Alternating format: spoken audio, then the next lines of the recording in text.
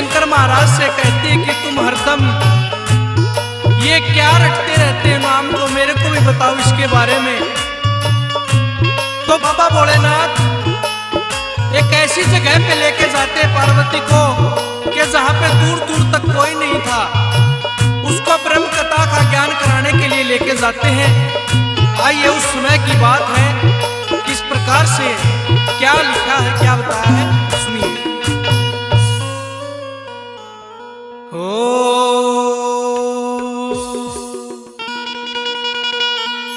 नदी किनारे गोरा बैठी, सारा भेद मैं दूं बता, बोले सुनावे ब्रह्म कथा।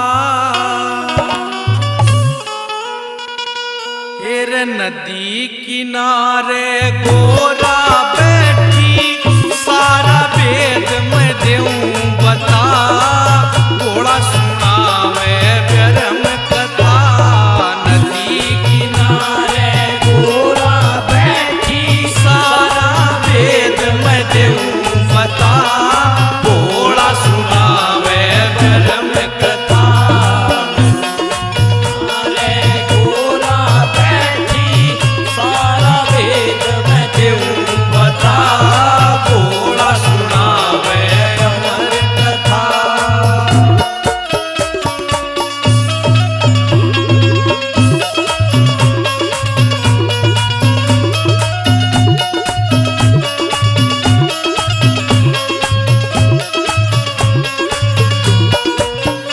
देखे दूर दूर तक नजर न आवे, कोई भी नर नारी रे। दूर दूर तक नजर न आवे, कोई भी नर नारी रे। वो ध्यान लगा के पार्वती तुम्हें सुनियो कथा हमारी रे। आज सुना दूं सारी रे तने, आज सुना दूं सारी रे तने, सुरती मेरी ओर लगा, थोड़ा सुनावे ब्रह्म कथा। नदी किनारे गोरा बैठी, सारा भेद मैं दूं बता, थोड़ा सुनावे ब्रह्म कथा।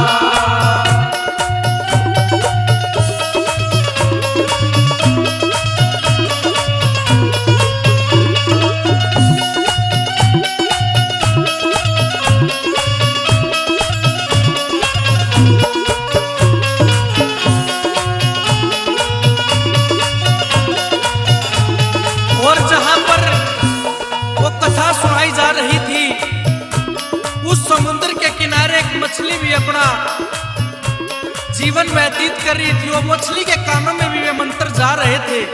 क्या कहानी बनी दूसरी कली में, क्या बताया।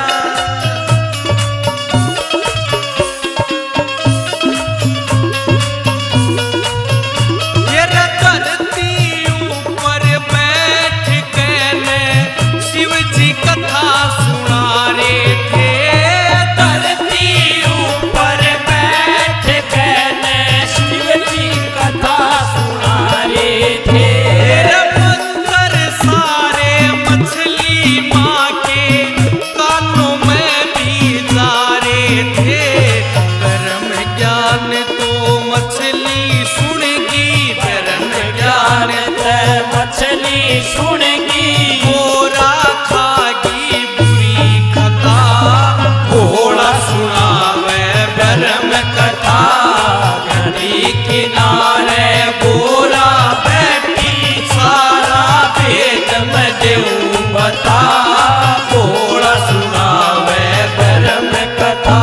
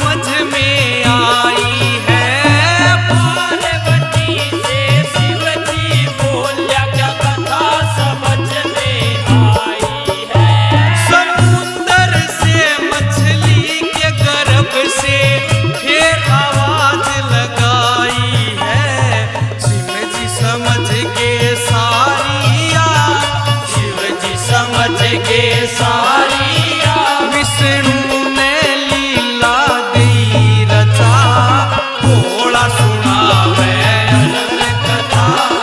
नदी किनारे गोरा बैठी, सारा वेद मैं देऊं बता। थोड़ा सुनावे परम कथा।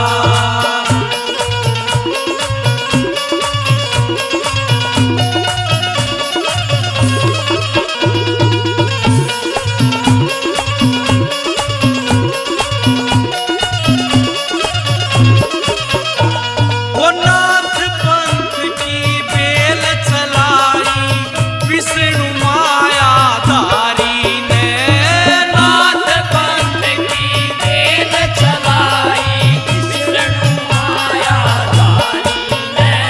मत्संदर जी भी लगा दिए ये संतों के परचारी, मैं नवीन चुलाने आड़ा भी ओ नवीन चुलाने मारा दियो, आड़ तुम्हारी शरण लग्या, थोड़ा सुनावे परम कथा।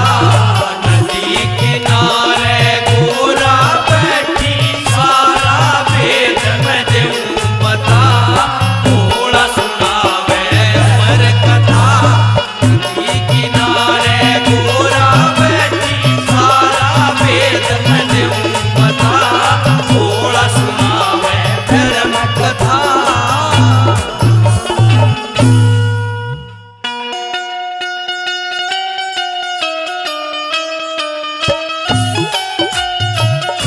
बोलिए बाबा मच्छिंद्रनाथ जी महाराज की। तो सजनों वो मछली अपने गर्भ से उस अंडे को निकालकर समुद्र तट के किनारे ले छोड़कर चली जाती है, और एक पुतला आसमान में उसको अंडा दिखाई देता, उसको चोंच मारने की कोशिश करता है, और चुकर ही चोंच मारी बुगले ने, उसमें से एक बच्चे का जन्म होता, वो रो रहा है। आइए कैसे एक भजन के द्वारा क्या बताया है सुनिए।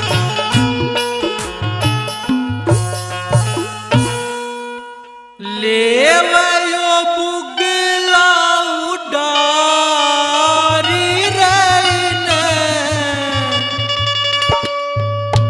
चोंच अंडे के मारी,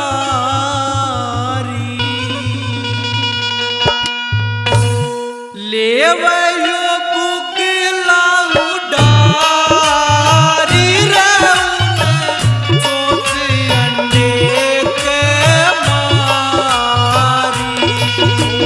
ओ लेवयो बुगला उडारी रैने, चोंच अंडे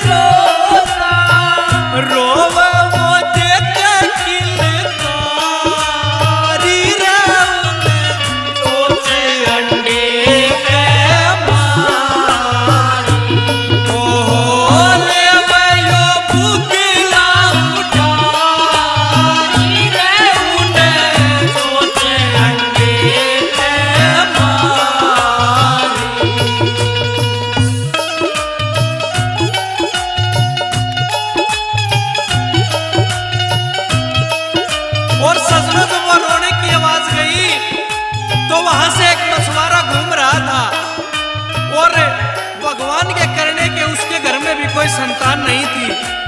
जब वो रोने की आवाज सुनी तो एकदम हृदय फाट का आया और उस अंडे के पास गया। क्या कहानी बनी, क्या बताया?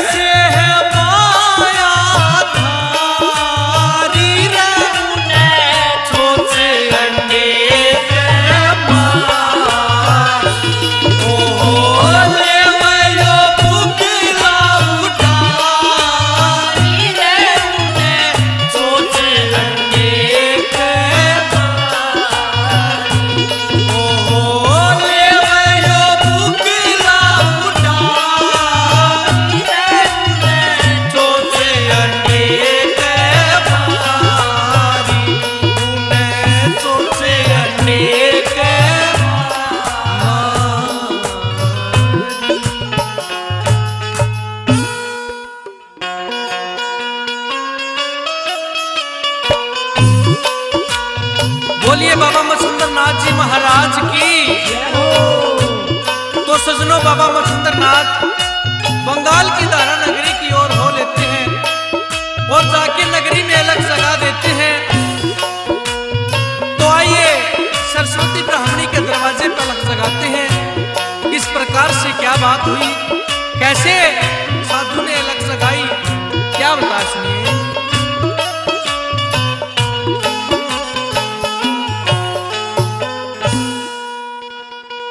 हे माई जल्दी आइए री,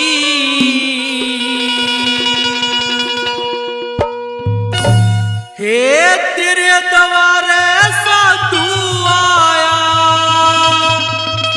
हे तू भिक्षा लाइए री।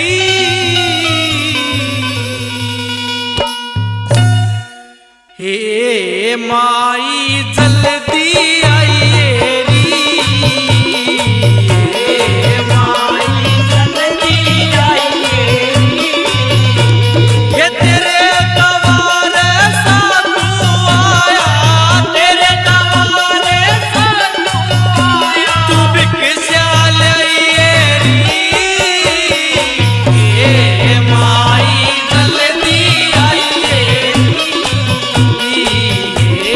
माई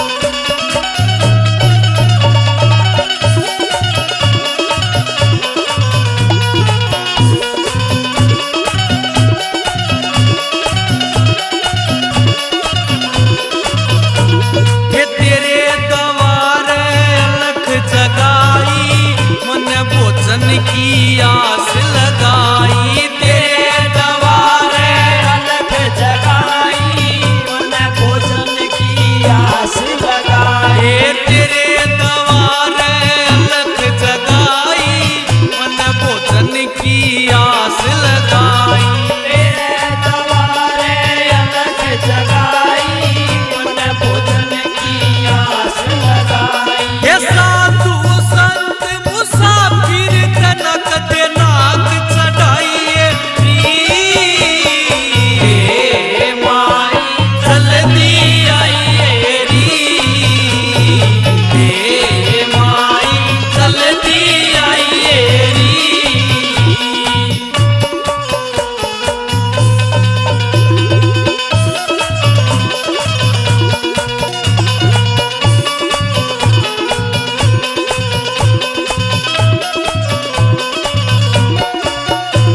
नवीन दास जी की सुरती लाके, भक्ति रस में आनंद भाप। नवीन दास जी की सुरती लाके, भक्ति रस में आनंद भाप। नवीन दास जी की सुरती लाके, भक्ति रस में आनंद भाप। सेवा करके गुरुआ की तू कर्म कमाइए री, हे माई जल्दी आइए री, हे माई जल्दी आइए री, हे माई जल्दी आइए री, हे माई जल्दी आइए री।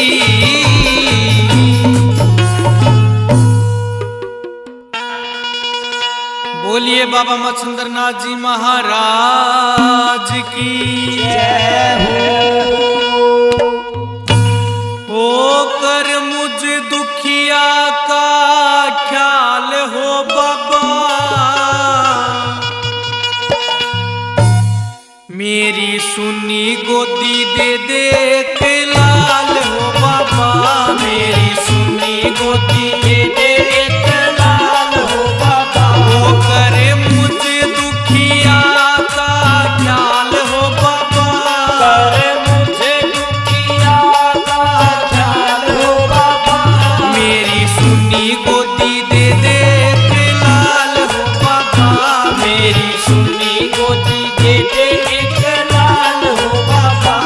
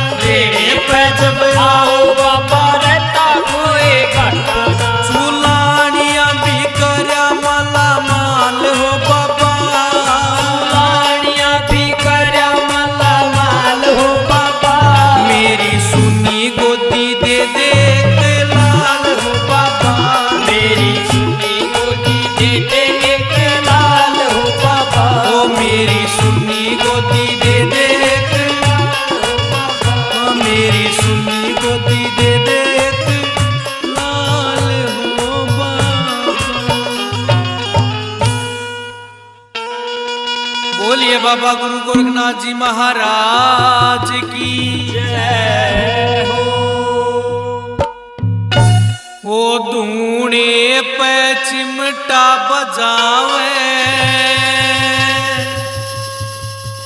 गुरु गोरख रोग खिलावे।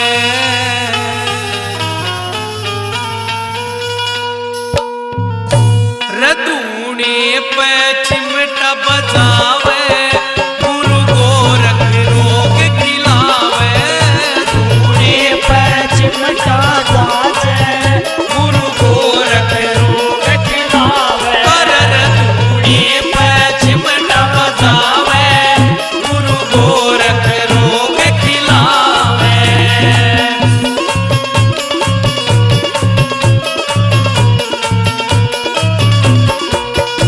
अरे पेशी खुल के आवण लागी, पेशी खुल के आवण लागी। अरे पेशी खुल के आवण लागी, पेशी खुल के आवण लागी। जब धूणे की बबूती लागी, जब धूणे की भभूति लागी। ये गेल मोगरा ल्यावे धूणे पे रोग खिलावे। धूणे पे चिमटा बजावे गुरु गोरख रोग खिलावे।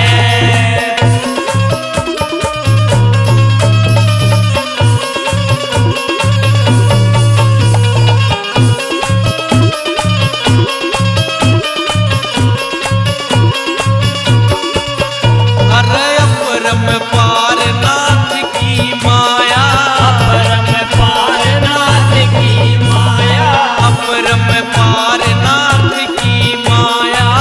परम पारनाथ की माया। जो संकट जड़ते काट बगाया, संकट चढ़ते काट बगाया। ये चेले भजन सुनावे गुरु गोरख रोग खिलावे। ये चेले भजन भजन सुनावे गुरु गोरख रोग खिलावे। और रधूणे पे चिमटा बजावे गुरु गोरख रोग खिलावे।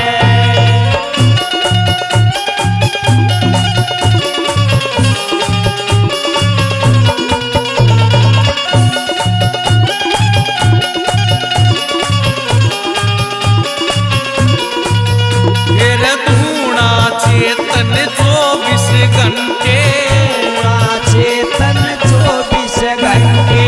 धूणा चेतन 24 घंटे।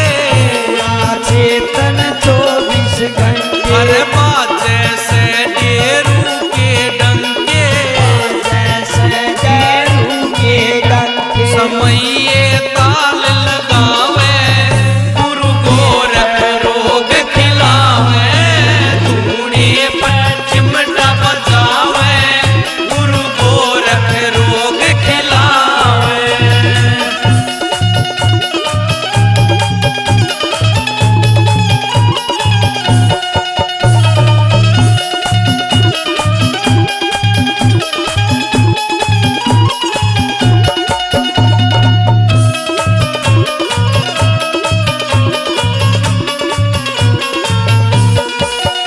अरे नाथा की जिन सेवा ठाई, गाथा की जिन सेवा ठाई। नाथा की जिन सेवा ठाई। गाथा की जिन सेवा ठाई। उसने अपनी अगत बनाई, उसने अपनी अगत बनाई। नवीन यो भजन सुनावे गुरु गोरख रोग खिलावे। नवीन यो भजन सुनावे गुरु गोरख रोग खिलावे। अरर धूणे पे चिमटा खिलावे गुरु गोरख रोग खिलावे। अरर धूणे पे चिमटा बजावे गुरु गोरख रोग खिलावे।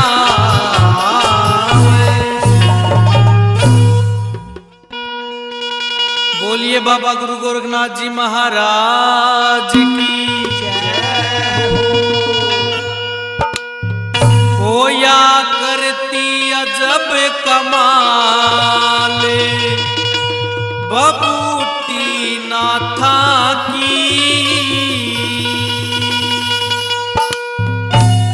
या करती अजब कमाल भभूति नाथा की, या करती अजब कमाल भभूति नाथा की, या करती अजब कमाल भभूति नाथा की।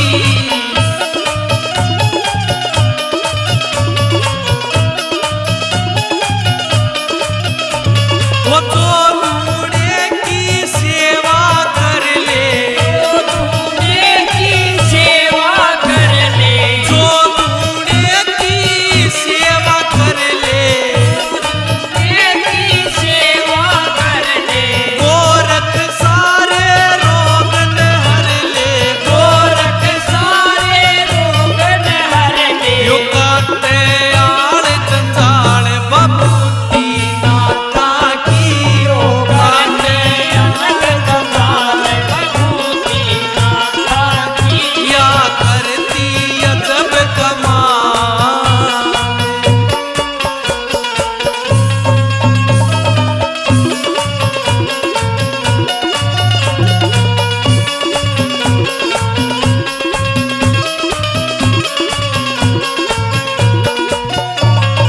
गुरु गोरख ने भगवा प्यारा, गोरख ने भगवा प्यारा, गुरु गोरख ने यो भगवा प्यारा, गोरख ने भगवा प्यारा, एक हाथ में यो चिमटा धार्या, एक हाथ में चिमटा धार्या, कर दे माला माल भभूति नाथा की, कर दे माला माल भभूति नाथा की, या करती अजब कमाल।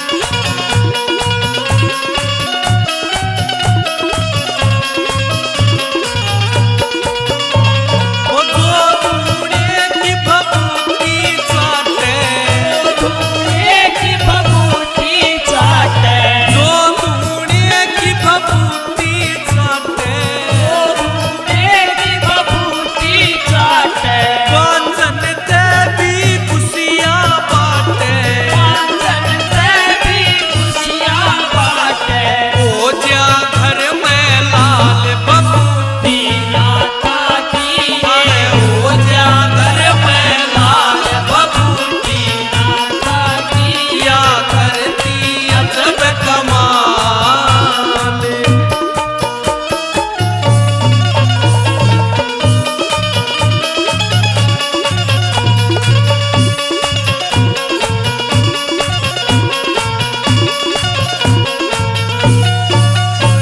सुलाने आड़ा दास तुम्हारा, दास तुम्हारा, सुलाने आड़ा दास तुम्हारा, दास तुम्हारा, गुरु गोरख का लिया सहारा, गोरख का लिया सहारा, सबकी करे संभाल भभूति नाथा की, सबकी करे संभाल भभूति नाथा की, या करती अजब कमाल भभूति नाथा की, या करती अजब कमाल भभूति, या करती अजब कमाल भभूति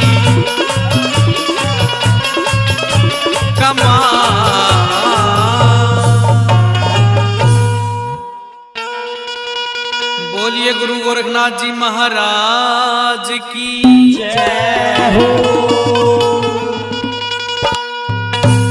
ओ गुरु गोरख काटे रोग देखिए धूणे पे, देखियो धूणे पे, ओ देखियो धूणे पे, देखियो धूने पे, गुरु गोरख काटे रोग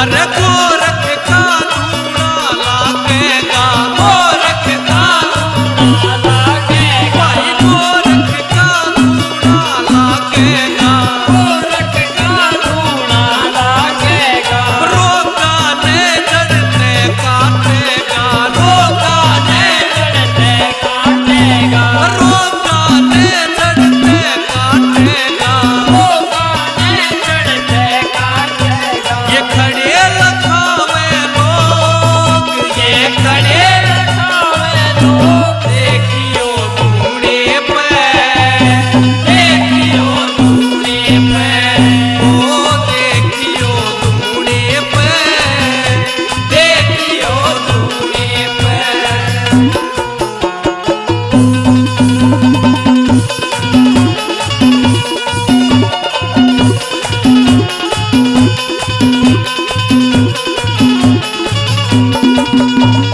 हाथ में चिमटा ठाके आवे, हाथ में चिमटा ठाके आवे, हाथ में चिमटा ठाके आवे, हाथ में चिमटा ठाके आवे, अरे धूने ऊपर नाच नचावे, धूने ऊपर नाच वो नचावे, लाडू काला के भोग, लाडू काला के भोग, देखियो धूने पे, देखियो धूने पे, ओ देखियो धूने पे, देखियो धूने पे।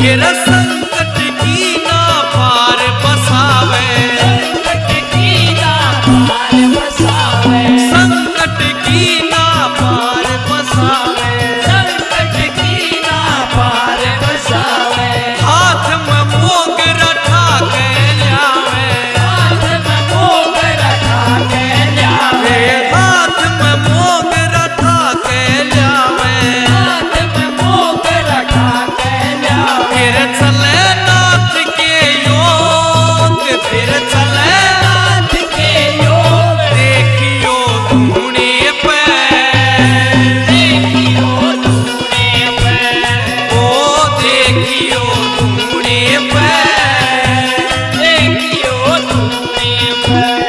ओ